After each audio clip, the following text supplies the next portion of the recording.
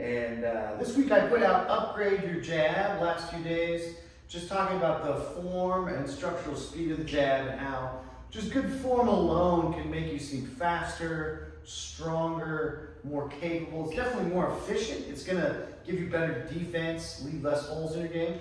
And the same is true when we consider Filipino martial arts or Kali. At this academy, we study the Inosanto blend. I've been training with Guro Joe since 1999, and I'm a big fan of his method and teaching philosophy.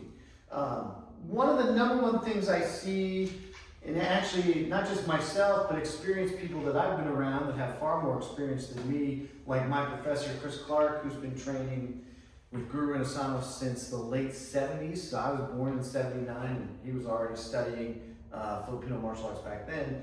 When we look around, you can kind of tell by somebody's form, just like a boxer. If you see somebody in MMA swinging wildly, if you have just a little bit of education, you know that, oh, that they haven't done much because the form is just not there, right? When you see a professional fighter, it's usually crisp and sharp. There's not a lot of extra inefficient movement, and we want to produce the same thing with our Kali, Eskrima, FMA, whatever your terminology is for this indigenous art here. So a lot of times what I'll see is a really big, heavy chamber like this, or I think even worse, because this makes kind of a little bit of sense to me.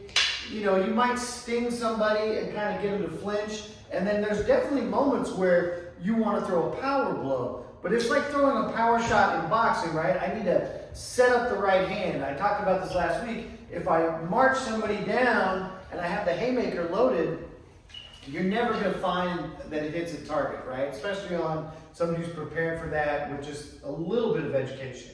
It has to be tight. Plus, again, we want to consider our own defense. If I put my hand behind my back, my whole front of my body is just totally exposed. In weaponry, the weapon generally should stay between me and the other target or the opponent, right? I shouldn't swing in a way that it goes behind my back for any length of time, because that's going to leave me open. So if I am going to do this, I need to be absolutely certain that it's going to land, and it shouldn't be an all-the-time thing. So another example that I see is you'll find people that do Sinawali, basic double stick combinations, and we kind of joke around and we call it the Statue of Liberty in our circle, because people will be like up here, and it's, they'll start training and they're doing heaven six, and there's no real targeting going on, and it's way above the shoulder. So again, if I were to swing at you like this, my whole body is exposed. So what's the correct way to do it?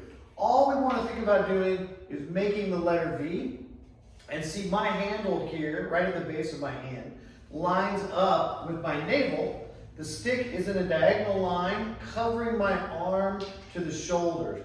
If I'm going to feed a forehand slash like this, I'm going to feed a backhand slash, same thing. See, it's in line with the navel, diagonal line, in line with my arm and my shoulder. And then if I produce Sinawali, it should look more something like this. So it's very low, but I'm still going to go forward towards the target. So if I just go slow here, see, it should look something like this. All of those are chin level, right? Some people tell you to aim at the temple, but if you do that, a lot of times the hand will be higher and your arm is going to be exposed. So last thing I'll say on this, because I'm just going to make this real short, is same thing on the backhand. When I do the backhand, there's a guard position here where it's on the shoulder, and the handle is in front of the body and in front of the tip of the elbow here like this, because I don't want to put it, again, behind my back. So if I'm making Sinawali on this side, or you see it here on my left hand, see it's forward this way.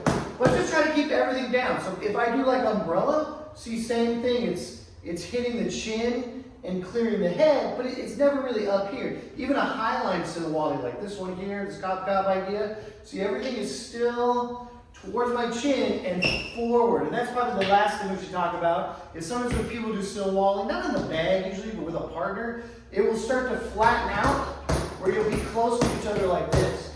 You really want to have this idea that you're hitting something forward and you're keeping distance again between you and the opponent, the partner, the assailant, however you envision that training methodology.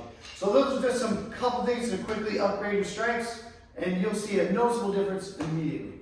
Catch you later, warriors.